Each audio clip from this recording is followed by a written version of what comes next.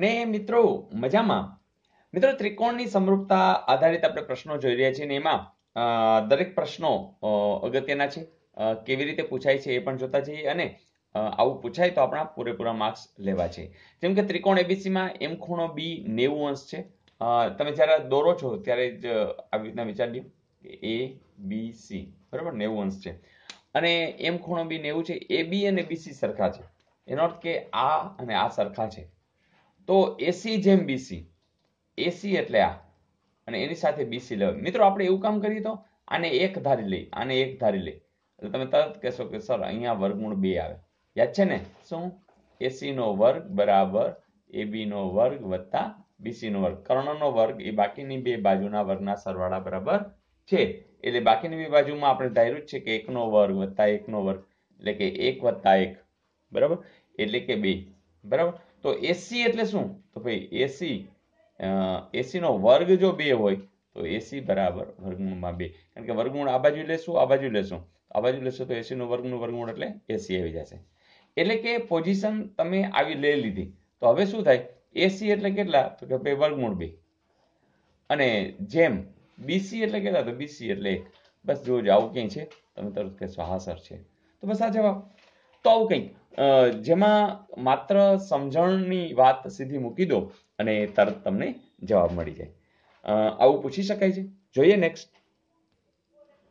મિત્રો આ પ્રશ્નમાં આવી કંઈક વાત છે કે ત્રિકોણ એબીસીમાં એલ સમાંતર બી એ બરાબર. આ એલ છે અને બી એ આ સમાંતર છે અને તે એસી ને પી માં અને બીસી ને ક્યુ માં છેદે છે. એટલે આ એસી ને પી માં છેદે છે, બીસી ને ક્યુ માં છેદે છે.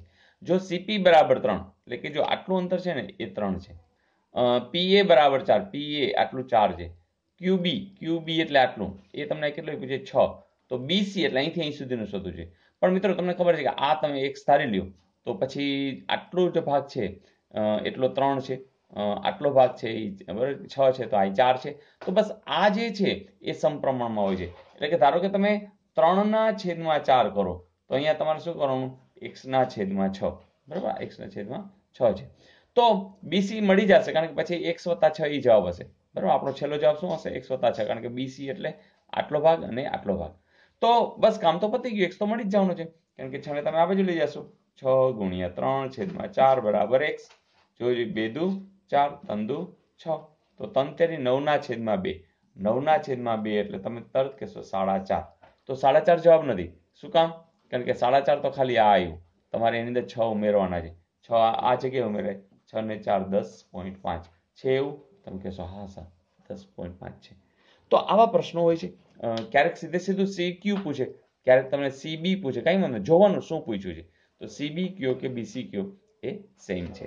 તો બસ મિત્રો કેવી રીતના કઈ વસ્તુ થાય છે તમે ખાલી જોતા રહ્યો તો નવું આમાં કશું આવવાનું નથી. જોઈએ નેક્સ્ટ. મિત્રો અહીંયા આવી વાત છે કે કોઈ પણ ચતુષ્કોણની બાજુઓના મધ્ય બિંદુઓ ખાલી જગ્યાના શિરોબિંદુઓ હોય છે. તો મિત્રો અહીંયા ખાસ યાદ રાખજો કે તમે ચતુષ્કોણ લ્યો અને એના બાજુઓના મધ્ય બિંદુ લ્યો અને જોડી દો તો ચતુષ્કોણ રચાશે અને એ હંમેશા સમાંતર બાજુ ચતુષ્કોણ રચાશે. જેમ કે દાખલા તરીકે તમે આ એક ચતુષ્કોણ છે બરાબર અને આનું મધ્ય બિંદુ અહીંયા છે, આનું મધ્ય બિંદુ અહીંયા છે, આનું છે એ અહીંયા છે અને આનું છે એ અહીંયા છે. તો તમે જે આ દોરશો ને આ, તો એ સમાંતર બાજુ હશે. એટલે કે તમને ખબર છે આ સામસામેની કેવી હશે? સમાંતર પણ હશે અને આ સરખી હશે. તો આ પ્રકારનું થશે. તો આ એક જ વખત યાદ રાખો, આવું વારંવાર પૂછાય છે. તો મજા આવી દોસ્તો? જો તમે હા કહો તો એક હોમવર્ક આપી દો. ચલો આપી દો.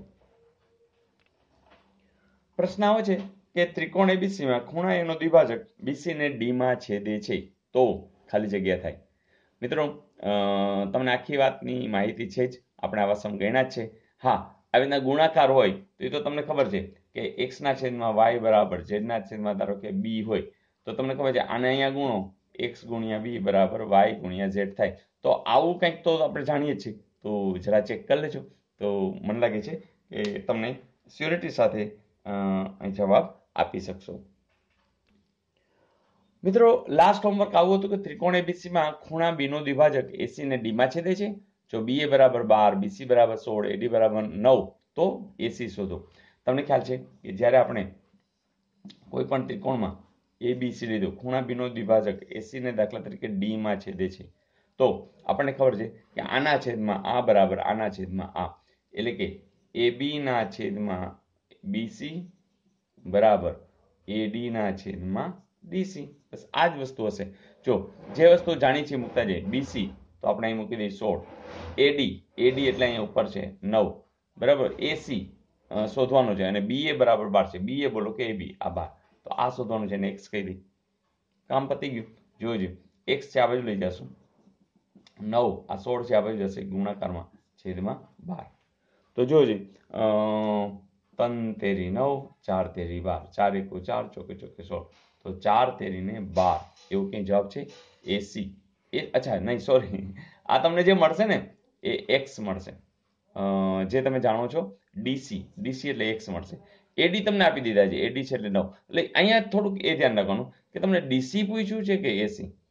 તો ધ્યાન રાખો અહીંયા તમને AC પૂછ્યું એટલે અહીંથી સુધીનું, તો 9 + x કરવા પડે. x તમે જાણો છો કેટલા છે, 12 છે. અહીં તમે 9 + x એટલે x તમે આગળ રેડી છે 12 એટલે આવશે 21. પણ મિત્રો મારી અત્યારે ઉતાવળમાં ભૂલ છે, તમને લગભગ ગઈકાલે અહીંયા 21 આપ્યા હતા, તો જવાબ આવશે 21. અને ધારો કે આજે જ તમે ગણી રહ્યા છો તો તમને 1 માર્ક મળી જશે, તમારો જવાબ સાચો છે. એટલે પ્રિન્ટિંગ મિસ્ટેકના પણ 1 માર્ક મળી જશે. તો મિત્રો મજા આવી દોસ્તો, આ રીતે આપણે કામ કરતા રહીશું.